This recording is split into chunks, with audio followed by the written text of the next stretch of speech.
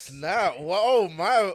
Whoa! Just slipping. Whoa! That's not being recorded. That's not for the recording, by there. That was just Bro, off air banter. But I might have to leave that in no, still. don't leave that.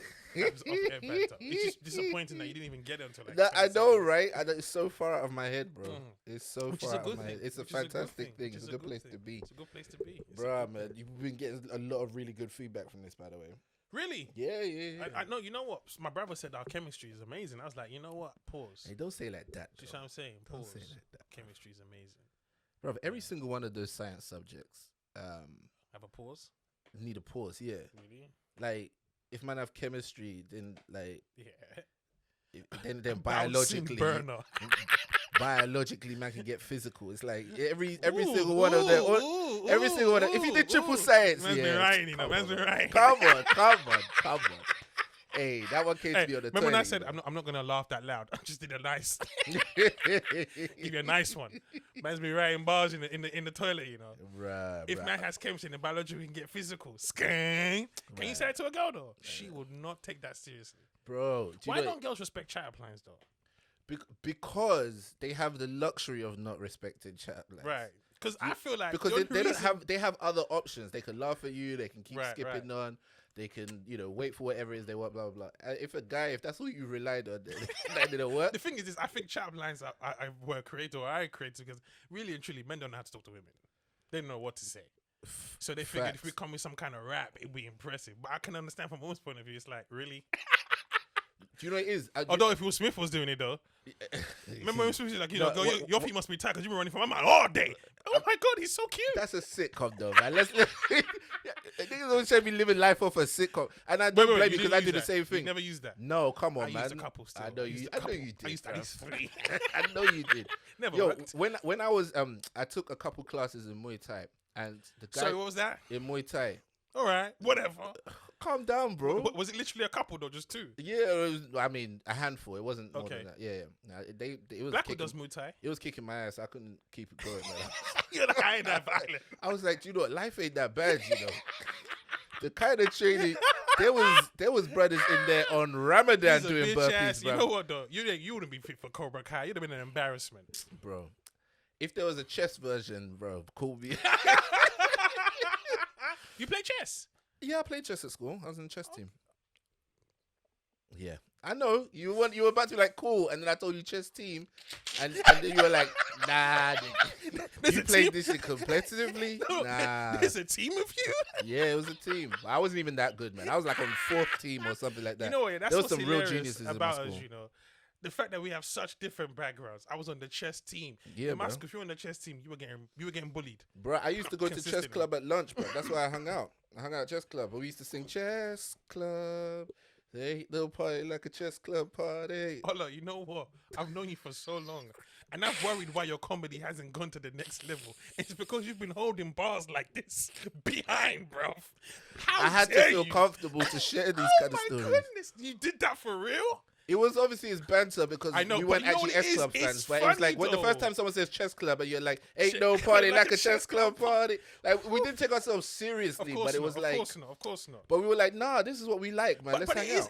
it's that's the thing is this. Everybody assumes the only reason that the banter on the ends is so hard because everyone's so hard. Yeah, you understand? yeah, But yeah. if you're not from that cloth, Then why the not? banter's not going to be as a. It's Why going to would be you a not chess club. engage in an Yeah, activity in a that stirs your nerdy mind? banter, like in Why this not? environment you're in. It's 100%. cute.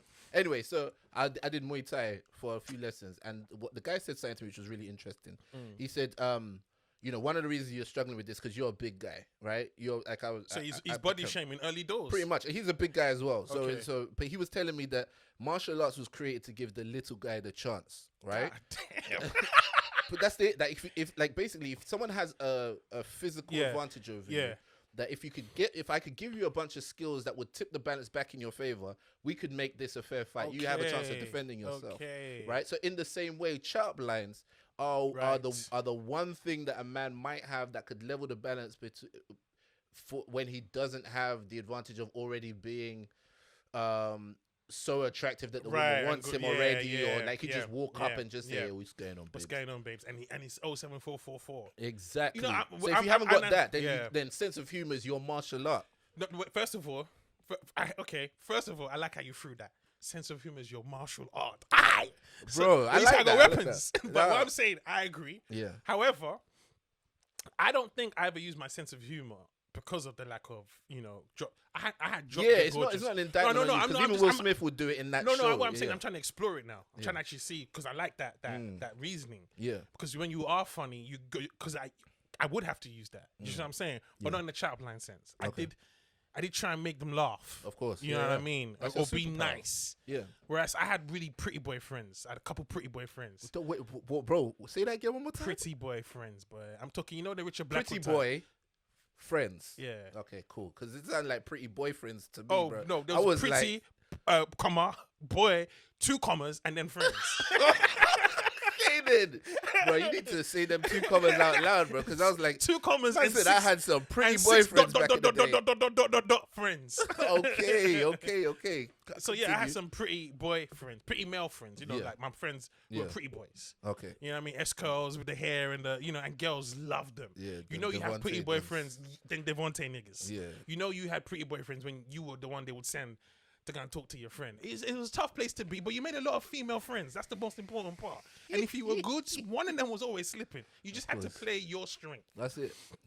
You just have to make a into until to the point where, and plus you knew your friends were dogs, so you didn't mind because you knew they'd be back. That was you. I understand that as your experience. That wasn't my experience at all. Mine was weird, but it wasn't like a setup like that. It was, I think for me, the sense of humor was just part of a general kind of, people didn't understand me. Most people just didn't really get me. So if in what sense, Ola? No, as in, like, you're in a public school. How could they not understand you? They don't. You can't place me. You don't know where I'm at. Like, to some people, they would be like, yo, in my yearbook, they had this whole long running joke. It's just white boy banter, but they had this whole long running joke about how I shot Tupac because I used to listen to rap music. So to them, I was like some kind of gangster rapper. I was like, you guys are idiots. They wrote that. You on the? I told you what happens in Vegas stays in Vegas. Funmbi, leave it. You didn't do that. You didn't do that to the legend, bro. You did not give me a good bar over the legend, bro. That was nice. Whatever happens, imagine that was the alibi. Where were you? Hey, man, what happened in Vegas stays in Vegas. You know how it is. Bro, they wrote that in the yearbook, bro. Ola is most likely to admit that he killed Tupac. It was just this long running joke that they found funny. I never quite got it. But then you ask other people and it's like, that guy goes chess club. And then it's like, oh yeah, I play basketball with him. Oh yeah, he's the guy everyone's got a different version, but they couldn't quite place me, right? So when you had the sense of humor, that can happen in the black world as well, though. If you think about it, that happens to me everywhere, bro. Right. You know the funny thing? I've been around people like you. Yeah. Because I went to school in Nigeria. Yeah. So there's always the spoiled child or the child that comes from a middle class family, the rich kids, the poor kids. So I'd seen black people like you. I just assumed, he just went to a good school. Mm-hmm. So I didn't have that notion of this black versus that black. You see what I'm saying? Yeah. Because I understood, because I grew up in a country where there was rich kids. I think if you fully expressed yourself everywhere, people wouldn't know where to put you either. Oh, hell no. Exactly. How? I think you sometimes give a version of yourself which we can tap into, we can buy into. But from everything I've learned or listened to about you, I'm like, that doesn't even tell us half the story. Because if we bring in you being in Canada and going to Daddy O's and your dad's love of Dolly Parton and the fact that he cooks the English food and the fact that you listen to slow jams by yourself in the room. Hey, bro, no one should judge me on that one. And then I think about like the stand-up Funmbi and the Them Boys Amsterdam tour, and the Revolutionary. And then the dreadlock guy who's reading Revolutionary Suicide as a book. I was like, you and then like the Fumberton had a blood clot Funmbi. Right. And then I guess there's so many different angles. It's a constant struggle for us to find our identity. Remember, you grew up in a Nigerian home. I remember when I was a kid, I used to have imaginary friends, which I would be talking to in my room. My mum freaked out. What were their friends? What were their names? I can't remember their names, man. My mum didn't let me. I didn't have them long enough.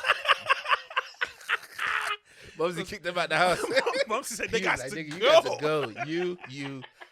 This goes out to you, and you, and you." I had to end friendships early But because Bruh. obviously to a Nigerian parent, it was kind of weird for you to be talking to yourself. But it was, I guess, me using my imagination. Yeah. So, you quell that side of you. And Bro, then you could have had some scripts in you. Bro. So Anyway. you suppress these things. Yeah. And so even when we get into comedy, Yeah. I mean, how was your mom going to really take you seriously? You know, the best thing, you told them you're going to... The Nigerians don't take most things seriously outside of Dr. Law and that. You call me, I want to tell jokes for a living. Bro, the fact that I even shot my first show in LSE, that must have been so disgraceful. I sent you to one of the finest universities. You're telling jokes. You're telling jokes there. Continue. I've done my best for you. I know the worst. I think I performed in your uni as well. The time I performed in your uni, Yeah. it's just when I knew, man, you got to give yourself the best chances in this life. 100%. I just knew the uni was different. One, it was just different. The culture was mad. Yeah. It was educated Nigeria. It reminded me of Nigeria. Yeah. All those Nigerian kids I couldn't stand. Yeah. But they were cool. Don't All get the me ones wrong. that lived on VI. On like, VI, I just call Dolphin Popsy, Estate. man. I mean, I call Mumsy, man. I call Popsy, man. And I got Popsy said, Jan for the summer guy. Honestly, now. I just learn from Yankee now. Yeah, now. Obviously, now. You know, like those guys. What the fuck, man? I love when Nigerians. When Nigerians swear, So it's the what the best fuck, thing. man? You know? So wait, it's in the account me now. Innit? And Popsy is on a long thing, man. I said, no, darling, man.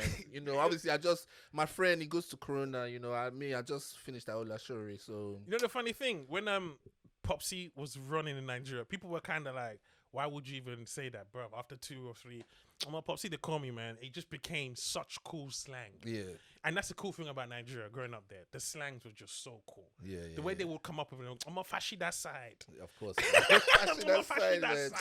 I mean, too much fizzy, Man, bro. fashi that guy, man. Like, it's the way we would just throw it out there. You know? I would get like a yearly update. 'Cause that my sister's to your is phone, gonna- little app on your phone, little notification. Fashy. Okay. Well, you know Sabi, you know Sabi this guy now, and it was just at first it was like, because obviously we're heavily influenced by the West, so you want to be American, British, whatever seems cool. Yeah. But to have that, you know, and to be like, you know what, nah, this is cool, you know, and have those words. And I think for me, I've always seen like another side to the mainstream image. So it's like, if you're going to talk about what it is to be black in South London, I've also seen it as in like going to private school and if you talk about what it is to be Nigerian, I've seen it in terms of like LSE Nigerians and you know, even if you're going to talk about Nigeria itself, I've been at my grandma and granddad's in Bagada. I've been, in Dolphin and Grandma and parents lived in Bagada. VI. We already figured this out. We lived on the same road, bro. We're on DS Street. Bro, anyway, this is just another thing that we figured out later on. Is God trying to ting or something? God is doing kakaka for us, bro. Like, I don't understand it. You know what? Yeah, that podcast, because it was such a gold mine and because it hurt so much, couldn't remember that we'd already discussed those things. But that's crazy. Yeah, bro, we lived on the same street. Round the corner, bro. Yeah, we were 17 DS Street. Eventually, we were 56. We sold it now. Yeah, but we were 56. That area's popping now. It's a bank area now. Yeah. That's what our building is. Deeper Life owns the whole street where I lived. Oh wow! So you're further, which depends on which way in Ifako, but if you're towards Bagada and you're further up that way, Deeper Life was literally down the bottom of my house. I remember the church. And the church was massive then. Now it's taken over the whole. Them man couldn't watch TV. Them man couldn't do anything. Women could wear trousers. Nah, couldn't wear trousers or earrings or makeup. You couldn't have a TV in your house. Yeah. One thing I love about Nigeria, you have Bobo Gist. You know what Bobo Gist? I've explained it to you before, innit? Bobo Gist is when it's like fake news, basically. Okay. It's lies. It's Bobo. Everyone's like, hey, Bobo. That's why people shout, Bobo. Like, as soon as you do, and one thing about Nigeria, there's a name for it. Like, one thing about Nigeria, that's what's cracking. They let you tell the story, innit? They let you finish. Hey, Bobo. Like, if you knew I was gonna be lying, just cut me throat. They let you land, innit? Like, because they want to hear how ridiculous he's gonna wrap this up. So they used to have all these bubble lines about Deeper Life people getting robbed and how God would save them. So she was like, they went into the woman's house and they were like, you have no TV. She was, all fingers are not equal. And the man said, and he just walked out. And you're like, bro. And that's why it's not good to have a TV. I was like, really? Like, what is that? Like, Oh man, do you know? Yeah, Nigerians have a lot to answer for. Remember they were stealing penises. that time in Nigeria that Bro, someone I've will heard- touch I've you heard too much. and your penis would disappear. I was like, yeah. I've heard too But much, it's like bro. urban legends or urban myths that they used to throw around. Bro, it's You too. know? Some of them you don't even know if it's real anymore because it's like it's always just. They always tell it in a way that is always Very dramatic. dramatic, yes, but it's always just crossing that boundary into what seems realistic. And what So- seems, yeah. So each day you shift your boundary a little bit. You start to believe more and more to the point where if they tell you one day right now in Nigeria that somebody is literally pulling money out of a tree, you'll be like, oh yeah, probably. Yeah. It's not the They worst used to thing I've heard. they You know what I'm said- saying? They said if you find money on the floor, don't pick it up because you Yes. start flying. Oh, I didn't hear that. I heard Yeah, that if you'd you be- pick it up, they like you enter into a covenant or something. Yeah, So they can steal your yeah. Or you turn destiny into whatever. some people turn into a shoe. Or and turn everything to like a that. yam. Yeah, Yeah. yeah, I've heard all this kind of Don't thing. you find that ironic in a country where money is hard to come by? Someone's telling you All these to stories not for a pick it bad up on the economy. floor. You gonna wait? Listen, you have people that happily sell drugs, knowing there is prison at the Oh end of. my There's a goodness. possibility I could get killed, end up in jail, and they actually actively take that life. People will weigh up the odds. 100 naira on the floor, and yam, I'll take the chance. You know, Bro, it's just funny, you know, those things, you know, hilarious, man. It's because you see money on the floor, pick it up. For real, man. For Pick real. it Have up. you ever picked up money from the floor? I found £5 on the floor the other day. Just Bro, walking in home. a lockdown. I know, right? I was walking home. Golly. My brother dropped me. I was walking home, and I just felt £5. I was like, "Amen." I saw like a. You never spend money that you find on the floor good. You never use it for anything wise. I think I bought chicken and chips with that. You just never. the chicken and You chips. didn't work for it. Do you know what I mean? So you blow it. Blowing money fast. The Bible says that money that enters your hand quickly leaves your hand quickly. It does, man. It really Bro, does. I mean, there was one time some kids were trying to do it as a prank. There's money stuck to the floor. And I tried to pick it up and it was stuck. But they were in the car, like observing and laughing at whoever tries to pick up the money. And I saw them and I was like, oh, I got caught in a prank. I kicked it and it loosened the money. And I just picked it up and looked at them and walked off. Livid. I just felt amazing. Livid. It was Livid. so Livid. vindicating in that Livid. moment. Livid. All their caca stopped. But they tried though. That's some just for laughs type prank. I know, and there was no camera No phones camera. back then. Those are producers They were- right there. Bro, they were literally just cracking themselves up. In from it, the car. they're innovators right there. Because that's For real. you ever been on the plane and you just watch those just for laugh clips as the plane just before the plane lands, you just gonna ride the way. You never did that. Oh, bro, I know exactly what you're talking about. I've never watched it on the plane, but I know the clips you're talking Oh about. my goodness! Where I don't know, someone's running it's the same joke over and over. Do you know what it is? Yeah, let's be honest about this. Yeah, it's the kind of comedy you don't need to speak English in order to understand. Okay. That's the reason why they make that kind of stuff because then Okay. they can sell it everywhere. Everywhere It's you go, yeah. business. That's what it is. And I was even pointing this out to my mum And the even other the day. laughters are fake. Yeah. Oh, come, bro. The whole thing is it's a product. It's not Yeah. organic comedy that came out the stand-up comedy club where someone talks. right. This is like, how can we create a comedy product that you can sell anywhere? And they can sell that stuff in Azerbaijan, And and it's these true. niggas would be like, It's true. It's true. And I was saying the same thing to my mum the other day because she was looking at my daughter. My daughter was watching the animated version of Mr. Bean, and she was like, "I used to watch Mr. Bean. You used to watch Mr. Bean. Now your daughter's watching Mr. Bean. This guy has really survived." I was like, "Yeah, he created a character that doesn't speak, so he But the can thing is, continuously though- do physical comedy and sell it everywhere around the world." But don't you think the link of the Mr. Bean in your family is way more intriguing than the actual fact that he's managed to survive these years? Probably. You know, there might be a Bean thing in your family. Imagine if your son's not on it.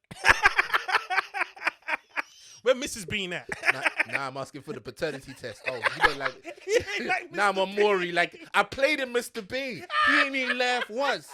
It ain't even like that, Maury. It ain't even like that, Maury. And when It the ain't like result that, comes, Maury. and the result comes, and the ain't even father, that was his yes.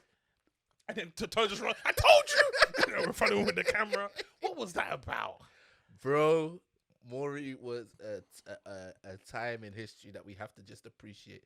Apart from the fact that this brother probably did the most to destroy the black community that we ever see for Honestly. entertainment. For the sake of entertainment, that guy has done damage. But I can't lie, man. It was those times where The times where they are the father is depressing because, like, brother, you really just like put this child through nonsense. But the one where the dad, where he's not the used dad, to run. oh My god, yo, and he used to run. The camera used to run after him. bro. When the woman is running and the camera's running, and I'm like, is this Temple Run? You know, you know them, you know them early iPhone games where Bro, you're be swiping left, swiping right, running, jump, hop over to the side. That's what it looked like, man. And the cameraman always stayed on pace. Always. And he never had too many wires connecting him or anything like that. And how did he know they were gonna run? Of course he knew, bruv. It was like exit stage left. Yeah. But the thing is, you know, that's how you exploit poor people, man. Because I heard Jerry Springer show. They offered them man pizza to come on the show, man.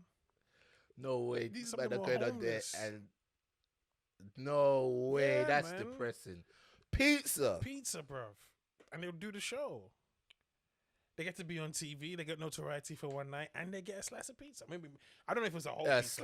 That's what I was about to say. A slice. At least let me get the Domino's half and half. Let me get. In America, do they have Domino's in America? That's where it came from, bro. That's what I mean. Yeah. Kind of meant like you got. What if it's it might not be as popular. I don't think it's as big there anymore. Actually, do you think it's better than like what is the best pizza? Is it one of them ones where it's like, you know, the typical New York? Do you know it's like? I've never been to New York. I eat pizza in 2 different ways. Oh, you never been to New York? Oh, we got so much to discuss, bro. Because I love that city. I eat pizza in 2 different ways. I eat pizza in a sense of like, this is what I genuinely enjoy. That's when I order. I like to get like ground beef, jalapenos. I like a spicy beef pizza. But then I understand that like New York pizza is a culture in and of itself, right? So when I eat New York pizza, I eat that one to appreciate the culture. It's not because that's what I would pick all the time. Okay. But it's just because like that's how you eat pizza when you're in New York. Yeah, because if I go to Philly, I'm gonna have a Philly cheesesteak. Yes. Like I had one in Dubai. That. Bro, I almost ate the bag. Bruh, I had never had a Philly cheesesteak before in my life. Bro. It is, oh my God. That cheese, the melt, oh my God. Bro, and you know, there's certain places in Philly that the line stays around the block because they make the best Philly cheesesteak. I can imagine, man. And there was, do you know what, my wife and I, when we weren't even like properly together, she was in Philly on work and I was there for one night and I missed out on it, like getting a chance to go and get the Philly cheesesteak. But she went and got one, and the way she described it to me, I was like, "So how much are these flights back to Philly?" Yo, the way she was talking about this Philly cheesesteak, I was like, I really missed out on something. People talk about it there's like none over here. Bro, this country anyway. Let's not even talk about that. It's depressing, bro. No, man. It's not depressing, man. It's Racism is over. Man. Yesterday we got the official announcement. Yeah, we'll get onto that. Did you get your card this morning? They sent me an appreciation card. I think the 31st of March is going to be annual racism day. I got a commemorative coin. Yeah. Commending the efforts of the SEAL panel. Actually, let me give you my 2-part quote. It's actually one of those. I was listening to a song called Better. Is it Better Days? Doug's Mansion. And I've heard the song millions of times. Yeah. But I was just listening to it because it was just in my head. And he just said a line that just blew my mind. I've heard the line, but I never understood what it meant or never really paid attention enough. Because there's other lines in there where you're feeling, when I held that 9, I could see what my mom was, ooh. So I never listened to this line. Yeah. But he said, how can I be peaceful? I'm coming from the bottom. I said, you have to let that one marinate for a second because you can skip over that. It's the way he even said it. How can I be peaceful? I'm coming from the bottom. So what are we saying? Peace is a luxury of the top. It is. He said, how can I be peaceful? I'm coming from the bottom. I'm coming from nothing. I can't be peaceful because there is no peace in that place. You know when they say, guys, just they hustle, man. You can't be peaceful. Mad. You're always constantly fighting and making so much noise because you just got nothing, He said, watch my daddy scream peace while the other man shot him. So he's saying, I can't, it's like that time when he was talking about with poor people, and it's like, if in this hotel room, they've got food and cakes and everything like that. Yeah. But they're telling you there's nothing in there. But you can see them eating. Yeah. You're going to go like, come on, man, give me a couple cakes. There's nothing here. Next time, come on, man. He said, by the 7th day, we coming in blasting. I'm kicking the door and I'm coming through blast. The worst part is he said it like it was a line. But he said it like, when is this single dropping, bro? Because everyone was like this, and the rest of the verse. We were like this, west side. This I'm picking the lock, coming through blasting. I'm picking the lock, I'm coming through blasting. I was like, woo. That's how you know when he was spitting bars, he was spitting it from a place from the heart, because he like you can hear I'm picking the lock and I'm coming through blasting throughout so many of his songs. Absolutely. And so when he's representing the the underprivileged, like that comes through, like viscerally, and that's why we feel it, because you know that feeling inside, even just you know how it is when we first started on the mainstream and you're trying to get those into those clubs and you try and be peaceful, but you get overlooked. So you just picking it up and coming through blasting, So it's just. I think, bro, to be honest, I know I usually name the podcast after the quote, but picking the lock and coming through blasting is it's resonating with me, bro. What's the last one called? A Dirty Game, yo? Yeah, last one called. But yo, like I just feel that. I feel like when he told that story or made that point in the interview, I was like, it's true. It's so real. Like there's only so much you can bring out of someone. But I guess what I'd put to you and ask you is, what do you do when you make it? Because here's the thing. Let me qualify that a bit more. I don't think we have a plan for when things go well. And Tupac was somebody who things started to go well for. And he was still in the same mode. Now, to him and to the way he described it, I'm a real nigga, I'm keeping it real. But at the same time, like we had a conversation earlier on today about like what would happen if all of a sudden big payments start coming in. Yeah. And I told you, look, I don't even blame what rich people do anymore. In the news today, they're talking about the country's largest taxpayer is the woman that owns or the majority stakeholder of Bet365.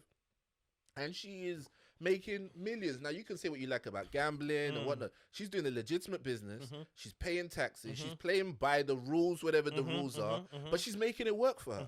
After a while, I can stand at the back and be like, I'm picking the lock and I'm coming through blasting. But what if the day comes that she lets me in? Am I going to eat the same food? Am I going to be like, all right, now I'm in. I'm going to still be who I was when I was outside. Can I maintain the same anger when I'm eating shrimp and caviar and whatnot? Are you going to calm down? Are you going to still have the energy? Well, the thing is, though, but like Park said, the struggle never stops. True. So no matter what happened, he'd have been struggling. Either you're struggling to get out of the poverty, or you're struggling to maintain your wealth. You understand what I'm saying? Yeah. And that's why Tupac died. Because he was not meant to be that person that will change. Because he would have changed. Yeah, he would. You can't sustain it. You either it's like it's like in Batman. You either live long enough to become. You either die a hero or live long enough to become a villain. Yeah, and that's what happens most of the time. And that's what people doing to Jay-Z. Or Jay-Z, either live long enough to become. You either die a villain, so you die a hero, or you live long enough to become a villain. Because the longer you live, the more you change. Yeah. The more your view changes. The more you're tired. Of course. Like I'm 40, for instance. I know that my fighting racism days are done. Bro. Not necessarily done, but it's a different approach now. It's a different approach. It's a more thinking, and like Tupac said, learn how to think ahead. So I fight with my pen. Yeah. You got to learn how to think ahead. Youthful exuberance will only carry you so far. What I learned in life is experience. Them old heads. Who runs the world? The old heads.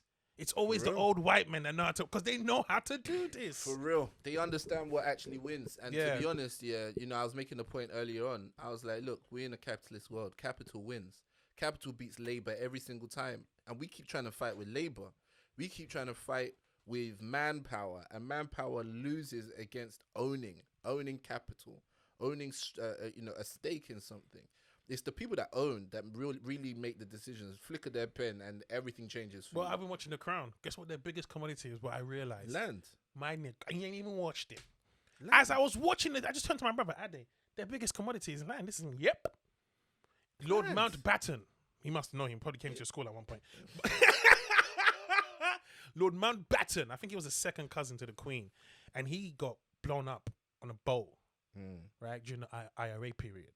Now, I never saw this coming in the thing. I just thought, they were, one of them scenes where you can sense something is coming, but you're like, what is this about? Because they showed them doing their little fishing stuff. Yeah. And they blew his boat up. Now, he was in Ireland. He had a castle in Ireland.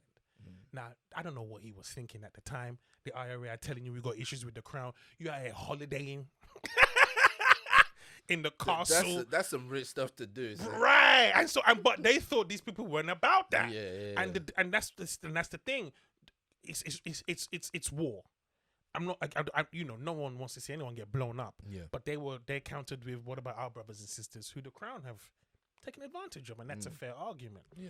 But the point I'm trying to make is, in terms of ownership, and the only reason why he had that castle is because they owned the land. Yeah. Yeah. And they send their kids to everywhere, and they own the whole land. Yeah. In Scotland, they own so many holiday homes. I was like, y'all own Scotland? Yeah. And so, but the thing is this, and also to say, and I say that to say, what I've learned. And what you've just pointed out there is the reason why, if you're working a job for somebody, you can never amass that. Even if you worked every single hour, you didn't sleep, and you saved every penny, and you worked up, and you even got to CEO level, and you spent nothing, you just saved up, you would never get a fraction of what somebody who owns the right piece of land gets. But the thing is this, though. The thing is this. The opportunity to own these lands are reserved for very few people. Of course. And so the problem that we face sometimes is, you see, everyone was going crazy over Priti Patel's spending habits. Mm-hmm. First of all, it wasn't just her, it was the whole cabinet. Did you say Priti Patel? Like she from Priti Nando's? Patel. I don't know what her name is. Priti Patel. Priti Patel. You know, Peri sauce Patel. Priti Patel. You know. God forgive us, man. That's rude. No, I can't stand her. But the point I'm trying to make is, and this is where I realized I've matured as a person. I don't like Priti Patel for nothing. Priti Patel or whatever. I can't stand it for nothing. You understand?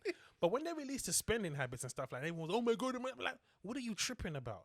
If they put me in cabinet, I won't know how to act. Do you remember when Skepta dropped the picture of her and everyone went nuts? No. She was like, basically, it was a picture of her sitting down, and she looked kind of thick the way she was sitting, and she was buff. Somewhat. I'd rather bash the Skepta. Facts. There's no way I can look at Priti Patel and be like, skate. Nah. Yo, I get it. I get it with Priti Patel, because sometimes when a woman is like that, it's like Candice Owens saying, "I want to sending you a nude." I'd sue. No, it's not exactly the same. No, because like with Candice Owens, she's I don't know, the image that she puts off is that she's like this. She's gonna argue with you and blah blah blah. Priti Patel has this like she's gonna smug kill you. Above, like she's like an evil Disney villain kind of thing. Wish. And there's something about that. I think sexy. that not, it's not sexy in and of itself, but the idea of like when he posted that picture, he didn't write anything on the tweet. It was just the fact that everyone knew why he posted it. Everyone just felt the same thing when they saw the picture. And I think seeing somebody like that in that light, it's like when in the cartoon or in the movie, the evil woman like takes her pin out and her hair drops down, and it's like, oh, she's a woman, like blah blah blah. Yeah, I but think she's that's also what it is. played by Scarlett Johansson or Halle Berry. Of course. But I'm saying that there's some like when a woman is like uptight and evil, and then you show something feminine about her. Okay, I think it does something in her brain that sends you the other way. You think that will work with Kate Hopkins? I think so. If they did it the right way, if you did it the right way, if you caught her with the right picture, never. I feel like some people be like, do you know what? I hate her. I hate everything she stands for. She can get it. Okay. No, I don't dispute that. I don't dispute that. Yeah. I mean, I don't know who, but I don't dispute that. No, but but bro, how many times you done seen bros like basically betrayed all their morals with their penis? For Kate Hopkins. I'm not saying specifically Kate Hopkins. I'm not saying the brothers are different. But I'm saying trying to make a point with Peri sauce, you know. Okay, my bad. I took it on a whole, trying to get me to say, you like, she's kind of buff on the slide, though.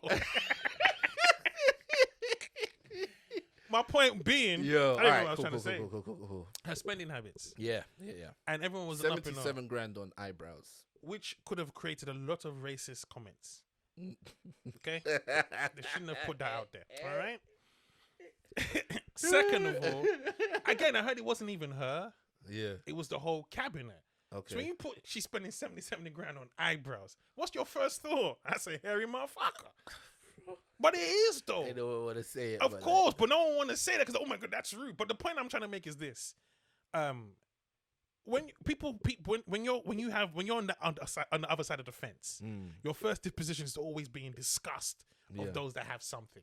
And like you said, the truth is this: if Priti Patel said, okay, to one of all these people who are like, oh my God, this is taxpayers' money, da, da, da, trying to come and work for me, they will change. Of course, bro. As soon as you get into the house, you start speaking a different language. I say to my brother, when white people bring black people to the office and they sit you down on that couch and you're like, is this phone? You start selling your soul. From there, bro. You start changing when the receptionist asks you, can I get you a coffee? You're like, yeah. You're ready to give it You're all ready up. to give it all You're up. ready to get. I'm sure they must send a message in like he accepted the coffee. He'll give it up. It's gonna be okay. When Jay-Z walked into that NFL office, come on, bro. Come on, man. I bet they flew him from there by chopper.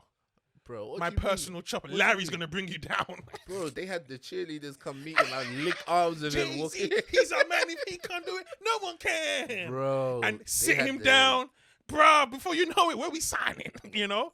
And so, like, you're right, and that's the thing that Tupac, whether he liked it or not, because whether you like it or not, yes, you are black. Yes, you will face discrimination, but the money you have, the influence you have, and the status you have would let you bypass all of that. And because of that, either you would have to change or you lose it all. I think the game is rigged for you to never come up because people, when you're broke, will use that against you. But they somehow want you to get rich in a way that they can respect, but at the same time, they want to hold that against you as the reason why you ain't really down no more. So you're kind of caught in a position where you're damned if you do, if you're damned if you don't.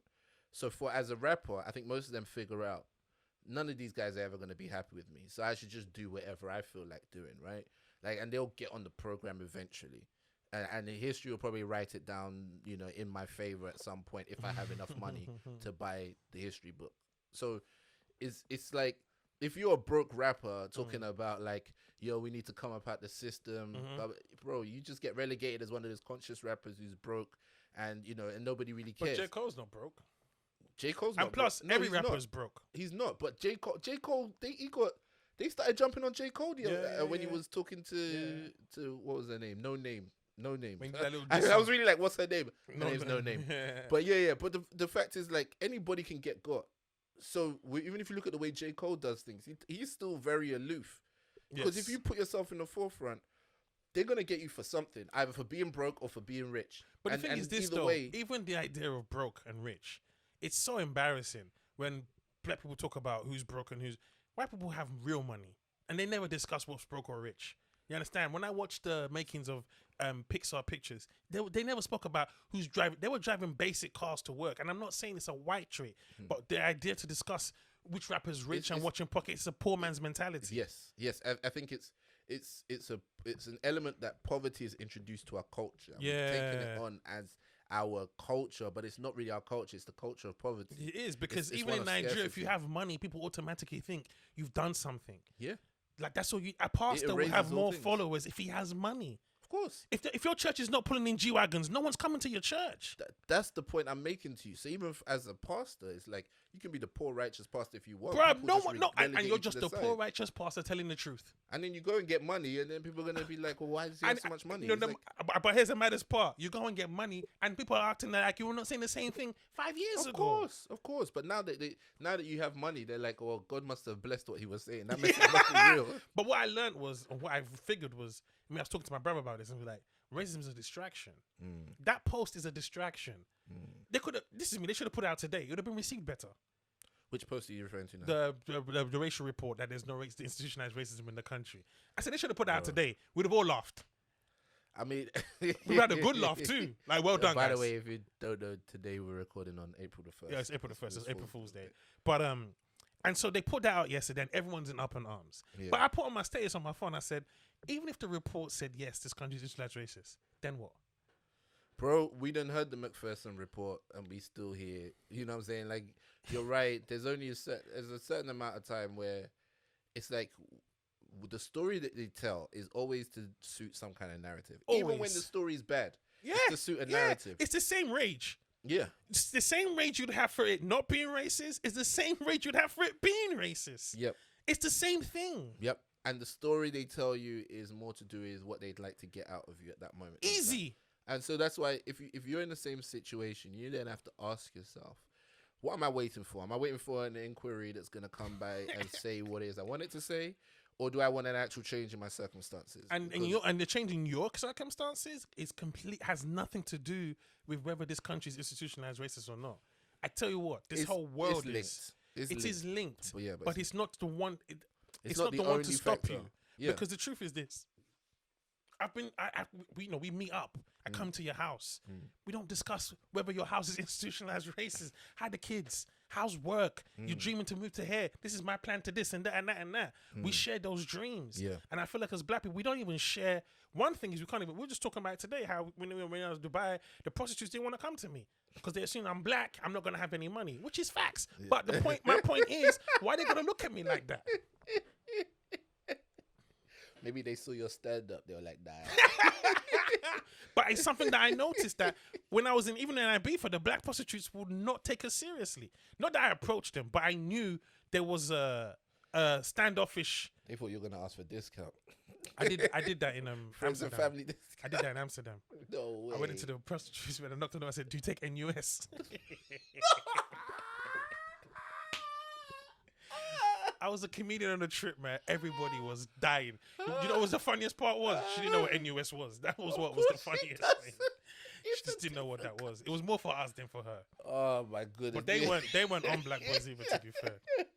Imagine if NUS had negotiated that. when she said yes. Oh, you know there was an auntie section. Oh, this is bad. But there was an auntie section. There's one auntie I've seen in both times. Three in the wind. They were mad aggressive though. There's one auntie with the afro. Yeah, but she wearing them. She wearing them. You know them 70 pawn drawers. What is wrong with me? I got my parents listen to this. But no, because what that's the first lingerie. That's the worst thing about being a comic. Like when I go to these places, I'm not thinking of prostitution or sex. I'm thinking what's funny about this. Yeah, of course. Remember I told you I saw one person that was reading, and that was just like I was automatically intrigued. Like, you read? What, you got an exam later or something? Oh, you doing this to pay your tuitions, huh? But yeah, it was just funny to me. So, but yeah, those are the things that I think about when I'm in the red light district. I don't think about the necessarily the red light district is a weird place. They sell food there. I'm like, come on, y'all. I mean, I've eaten it. Don't get it twisted. But bro, that's not even the weirdest part. People stay there. People just stay there. Like, yeah, like this is my accommodation. Oh, I love Amsterdam, man. It's the most liberal city ever, man. It's just so cool. You know, it's so cool. It's one of them places where, I mean, you still know you're black, but it's still cool. I have a weird relationship with Amsterdam. I love it in terms of the fact that it's beautiful and I love walking around it. But it's like, because so much of the fun is associated with things that I don't do. Like, I don't smoke weed. And I don't visit prostitutes. Interesting. It's like you basically have to get very creative and have a whole different outlook on what I'm going to do. To be fair, you'd have to go with a group of... It's a group. Because the truth is, you could go to the museums.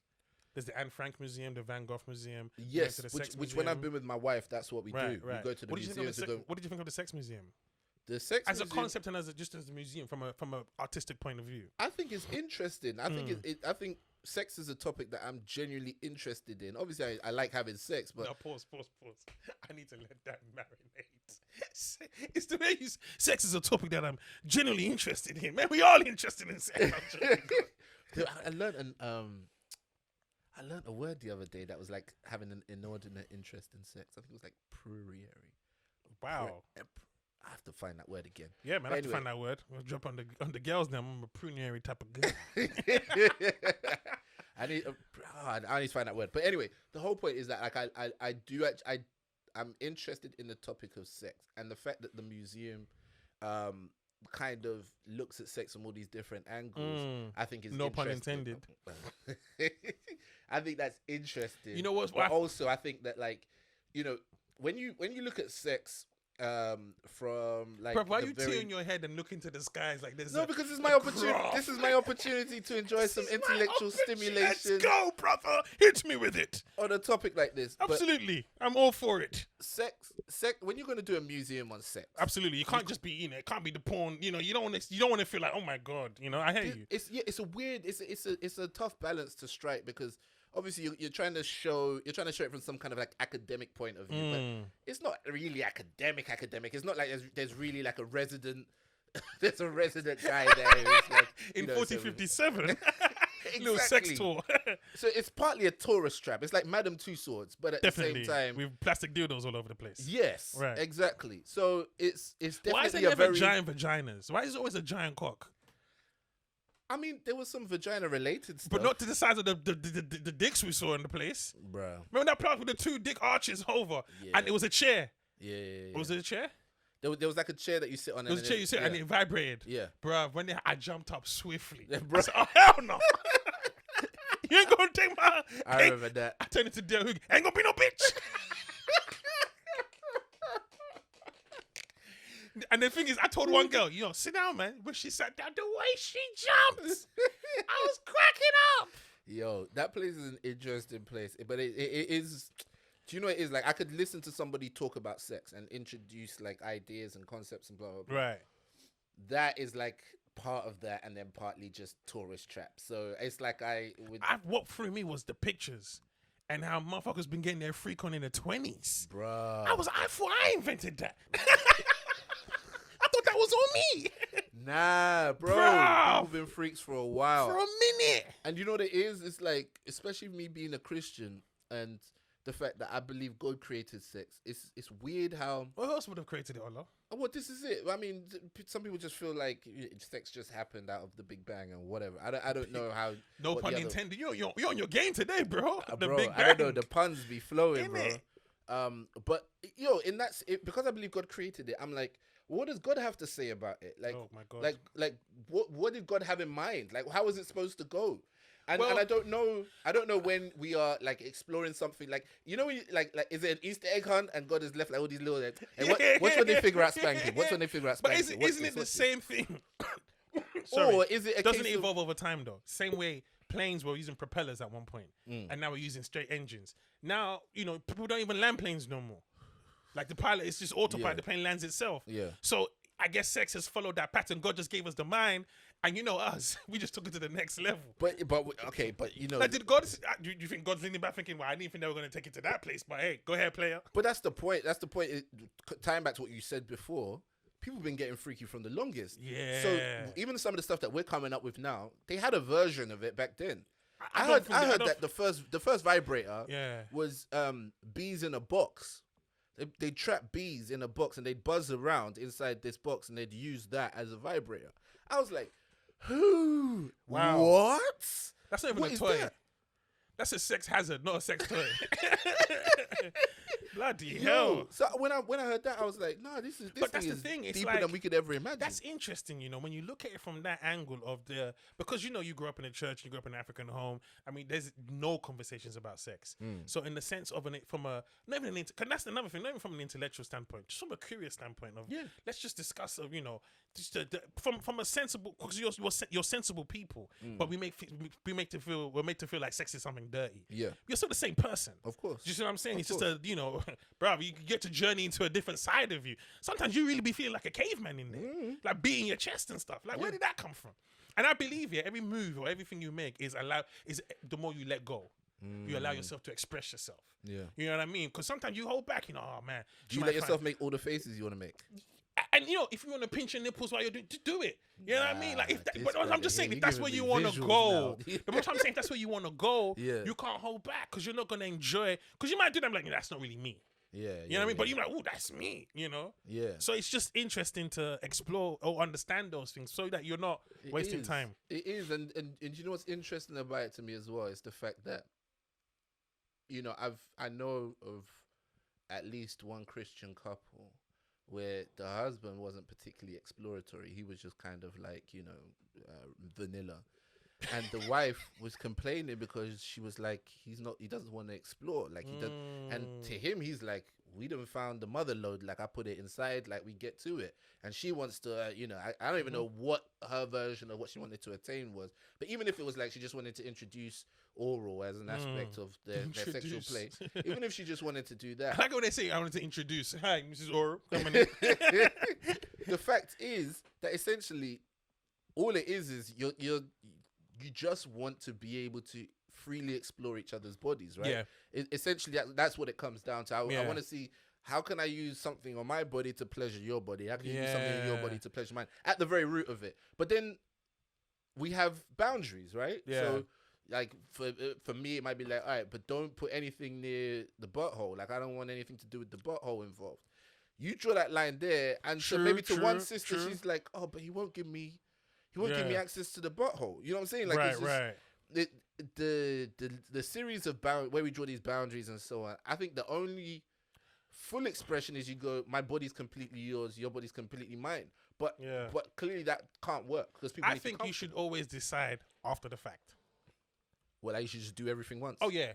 If she said, "Look, I want to do it put it in the butthole," whichever way, yak, stock up on the yak, get fucked up. So when you wake up the next morning, you know that when you wake up like, really, I don't want to do that again. Yeah. You know that you kind of. But this is your wife. This is what I'm saying. Yeah. This is your wife. This is not, the girl you picked up from the club. Yeah. This is the person you're spending your life with. Yeah. So I think with her, you can explore as much as you want. Now I'm not into the pegging or the all that kind of stuff. With how do you know you're not into it, bro? I'm just not, man. I know I'm not. I don't like dicks. But you said try everything once with your wife. Not dicks.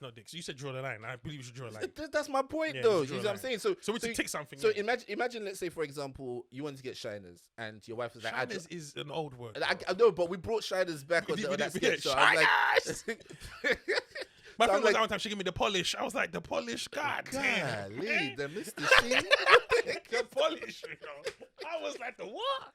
But so anyway, so let's say you want to get shiners, and she's like, nah, I don't do that. And you draw the line there. You're like, no, you can't draw the line at shiners. But that's my point. That but hold on. There's some basics that happen regardless. But that's what I'm trying to get to. No. Whatever the basics are, it's clearly shifted over time and based on different people and whatnot. Yeah. But right now, you've drawn the line here. Mm-hmm. But in her comfort zone, that's too far, right? Well, we won't be married at this point, though. Because we ain't figuring this out in marriage. We're figuring this out on the first date. We're in Nando's. Oh, so you don't like sliding? Okay. All right, then. I'm going to call Piri Patel real quick because... We're going to have these to go. Thank you. Because I do believe you need to know what you need to know what you're about. Because I don't want to get into a situation where I have to dip out. Okay, but what if she never expresses any interest in the pegging and then she brings it up when you're married? That's cool. That's cool. But like you said, you could just say, look, not for me. But we can try other stuff though. I do believe in respecting people's boundaries. Plus, you nasty ass. On Sunday, there's some of them. But here's the thing, though. I want to be able for her to be able to bring it up. You know what I'm saying? Yeah. I want able to discuss anything nasty, low down. Tell me the worst thing, and whatever. Then we deal with it. I mean? We do it. And I don't mind us being nasty and embarrassing ourselves. Because let me tell you something. Yeah, life is short.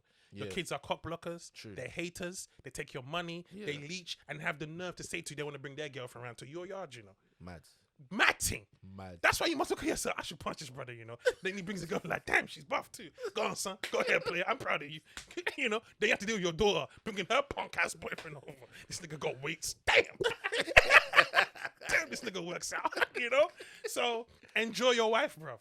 Because because a lot of men see their wives as their wives. Yeah. Hey, mama, mommy. Mommy, my mommy. Nah. She's not your mom, bro. She's your wife. Maybe she wants to get tossed up once in a while. Not tossed up. She wants to get man, them that are listening to the podcast, your wife wants to get low. Okay? She wants to embarrass herself. Send her dick pics to her email and the work address. She's asking for it. But these men, they domesticate the wife. Yeah, I said this to you on I can't remember, I think it was on one of the podcasts we've been on. But like, the amount of times that I hear brothers have all these weird rules as to what they won't do with their wife, but they do the madness outside. But do you know why? Because a lot of us grew up watching porn. And that was your concept of women who are loose. They're loose women. You understand? So when a girl who was like, cause listen, there's nothing wrong. She's a good girl. Right. Yeah. But there's nothing wrong with it. It's a natural desire. Yeah. So a girl wants to give you head. It's not because she's loose. That's what turns her on. There's nothing wrong with that. Now, if she's topping the whole team off, okay, we have issues. But she's saying to you, who I've spent time with, who we've conversated with. Is conversating a word? Can you see I'm conversating? It's not actually even a word, but Biggie made it a word. So conversating. So so we take all those elements, and so when we have the wife, because all these men still desire to get their dick sucked, but they don't want it from the wife. That's one thing I was gonna say about like being able to embarrass yourselves with each other, is because if you don't, who is it that you better blow that shit out. That's that Def Jam comic, innit? Yeah, wasn't it Brotherhood or something like that? When he did the joke about, I'm in the game with my girl. I feel like it was Jamie. It was. No, it was Jamie Foxx that said it. Oh yeah, Jamie Foxx. You better blow that shit out. I feel like if you keep it puffed in, if you keep the puff in too much, it's gonna hurt your chest. So you better blow it out, because there are guys who are absolute scumbag perverts, and it's only because it started off as a very reasonable exploration of desire, and they felt like they couldn't express it to their wife. They couldn't express it anywhere, and so the internet said, "Come." Yeah, and the internet allows you. And then there's a bar line by the sign saying, "Meet locals, like-minded people like you." You're like, "Oh, there's people like me." Yo, then you find out there's a party that goes on in the car park, right? And then, you know what I'm saying? Like, and then you start meeting up with like-minded, then you go down some next rabbit. Then you're going down a path you weren't even ready for. That's it. And so that's why it's important. You need somewhere to come into the light and say, "Look, yo, I wanna lick your toes." And that's why before you turn into somebody who steals shoes. And that's why I always encourage people, especially if you're going to church, always look at the pastor's wife and ask yourself, does she look like she's getting digged down by the pastor? If not, then he hasn't really got any sex bars for you, bro. For real, because they be misleading you, bro. Like telling you not to do stuff. Like, no toys. What kind of demonic? Like, bro, let me handle mines in it. There's one couple in the church who I know deep down they be getting it. Yeah. She ain't walking right to church. No, when he coming in service flustered. Auntie still got something about her. Auntie still got something about it. You're like, okay, Auntie still got that little. She's still sharp in the game. She's keeping it together. And Uncle stays sharp. Uncle makes good money. Okay. They take like a cruise every so often with their friends. They take the family out. They travel. The kids all grown now, so they're doing fairly well for themselves. And then you just start hearing stories like, Auntie knows how to make 7 different types of F4. Auntie has one trick where there's a particular corner of the house that she goes to with the feather duster. She climbs up on a little step ladder to clean it. Every time she goes up there to clean that corner, she never comes back down without attracting her husband's attention and him taking her out there. Done, and then bro. I went to go and see this auntie and uncle. When I was leaving, if you go to the house, you're like, where the corner at? That's exactly what I'm doing. We went there, my wife and I, and when I was leaving on the slide, Uncle slipped me a bag of dried mango and he was like, "Thank me later." I was like, "No way. No way. No way." I was like, "Uncle, no way. Yeah, no way." I was like, "No, you go home and thanked him. Hey, player. Good looking out. Good looking out, man. Good looking out. Good looking out. Good looking out." What, dried mango? Yeah. Them dried mango slices right there. What they do? Yo, go check it out. Aphrodisiac, yeah. Bro, I don't know what it is, but he was like, "Thank me later." And I like that, because you're supposed to pass the knowledge on to the next gen. That's what I'm saying. Yeah, man, you're supposed to pass that on to me, not tell me it's rubbish. That's what I'm saying to you. And the thing about that couple is that, when I now look at them, I go, do you know, if that guy now tells me eat dried mango, I'll be like, hell yeah. Because if he tells you, hey, you should drink water 3 times a day, player, I'm on you. I'm on that. I'm on it, player. Because again, and that's the thing about growing up in our cultures, we were, Nigeria, you were not allowed.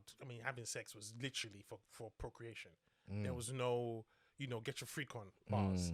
So even though the music, sweet banana, all the time, bro, what is your desire? These mans are smashing. We're the most populous black nation on earth. We've been doing something to get those. It's so funny how we used to judge Caribbeans. All they know is boom, boom, boom, boom, boom. All we know is boom, boom, boom, boom, boom, boom.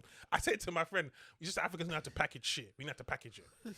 Yeah, ours is like, you have to have a subtlety to it, like chop banana till you go yo. It's like, are we still calling it banana? All right, fine, fair enough. All right, cool. For us, like, you see all that, you see the Jamaican when they're doing the daggering. Yeah.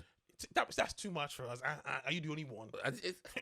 Meanwhile, Auntie's doing the ready with the duster on the wall. Of course. We acting like that ain't 9. That's what I'm saying. But when we get the girls, come on, fresh water for your uncle. And she go, where do you want me to put it? Where do you want me to put it? Right. So it's just the way we express these desires, and they should be explored and not necessarily made taboo.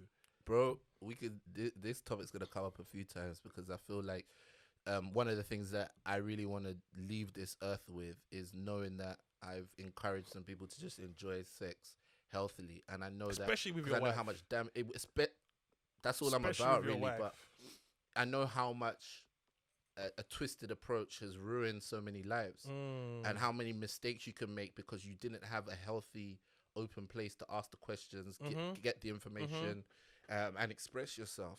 And also, we doubt. I guess men don't trust a woman's love.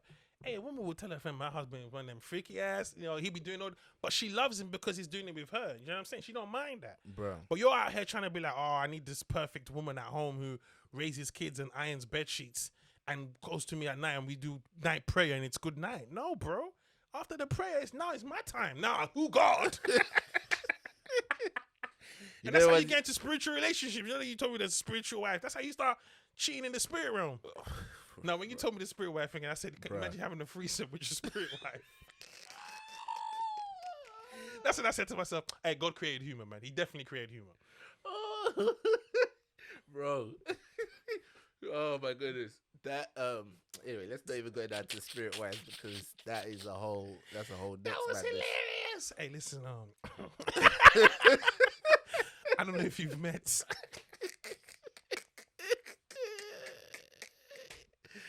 Oh my goodness, bro. We need to wrap this up, man. We need to, man. We need to wrap this up. Do you wanna plug your stuff?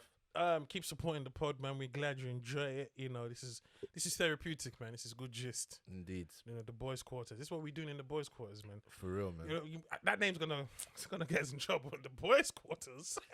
Boy, do you know what? Yeah, the name is the name, bro. But yeah, keep supporting the show, social medias and that at Funbert. And remember, congratulations, everyone. Racism is over. Fantastic, man. At Ola the Comedian on everything. Hit the Patreon up. If you want to watch the full video of the episode, it's on the Patreon. So go to patreon.com/Ola the Comedian. You can sign up from as little as £3 per month. Dope. And you'll get other content as well. But right now we're focusing on putting out and you stay a week ahead as well if you're listening on Patreon. Exclusivity. Watching it on Patreon. That's a word, right? Exclusivity. Indeed. But compensating, isn't it? But if you don't want to pay, you just want to take in the content, you can take in the audio 1 week behind on all your favorite podcast platforms, and we won't judge you. And we won't judge you. Yeah. All right, man. Appreciate the support and the love, man. Stay blessed. Peace.